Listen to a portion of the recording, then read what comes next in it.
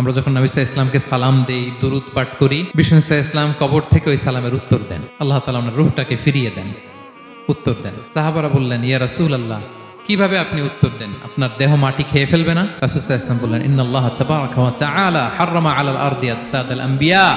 আল্লাহ তাআলা নবীদের দেহকে নষ্ট করা মাটির জন্য হারাম করে দিয়েছেন। কোনো মাটি কোনো নবীর দেহকে টাচ করতে পারে না, নষ্ট করতে পারে না। নবীরা কবরে জীবিত, সেখানে সালাত আদায় করে, তাদেরকে স্পেশাল রিজিক দেওয়া হয়। এটাকেই বলা হয় হায়াতুন নবী।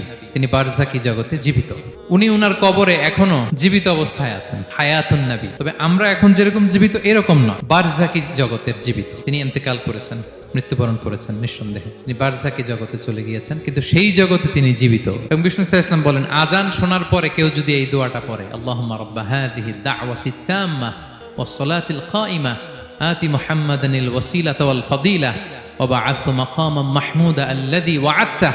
এই দোয়াটা যে পড়ে আজান শোনার পরে, বিষ্ণু সাল্লাল্লাহু আলাইহি ওয়াসাল্লাম বলেন, হাল্লাত লাহু শাফাআতি ইয়াউমাল কিয়ামা। কিয়ামতের দিন তার জন্য সুপারিশ করা আমি নবীর জন্য ওয়াজিব হয়ে যায়।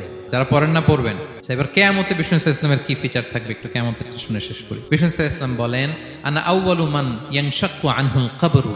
কিয়ামতের দিন ময়দানে মাহশারে, হাশরের ময়দানে সর্বপ্রথম আমি কবর ফুঁড়ে উপরে উঠে দাঁড়াবো। কে উঠে দাঁড়াবে? বিষ্ণু সাল্লাল্লাহু আলাইহি ওয়াসাল্লাম সর্বপ্রথম কবর ফুঁড়ে উনি উঠে দাঁড়াবেন। এবং হাশরের ময়দানে উনি কোথায় দাঁড়াবেন? ওনার জন্য একটা স্পেশাল জায়গা থাকবে। জায়গাটার নাম হচ্ছে মাকামে মাহমুদ। জায়গাটার নাম কি? মাকামে মাহমুদ।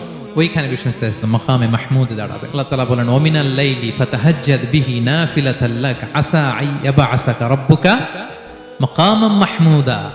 ওখানে বিষ্ণু সাল্লাল্লাহু আলাইহি ওয়াসাল্লাম দাঁড়াবেন, মাকামে মাহমুদে তিনি সিজদায় লুটিয়ে থাকবেন। এবং সেদিন তিনি সুপারিশ করবেন, সাহিবুশ শাফাআ, তিনি সুপারিশ করবেন। অন্য কোন নবী সুপারিশের সাহস করবে, স্পর্ধাও দেখাবে। আদম আলাইহিস সালাম, নূহ আলাইহিস সালাম, ইব্রাহিম আলাইহিস